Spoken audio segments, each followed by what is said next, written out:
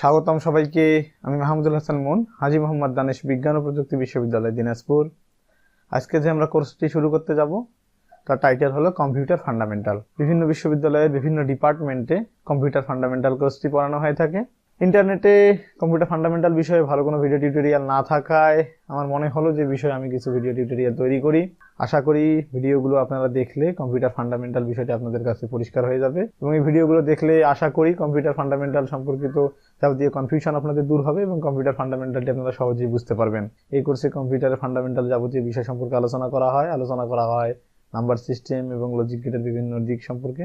এখানে আপনারা দেখতে পাচ্ছেন কি কি টপিকগুলো আমরা আলোচনা করব। তো কম্পিউটার ফান্ডামেন্টাল সম্পর্কিত যদি কোনো কোশ্চেন থাকে আপনারা অবশ্যই আমাদের সঙ্গে যোগাযোগ করবেন, আমাদের জানাতে পারেন।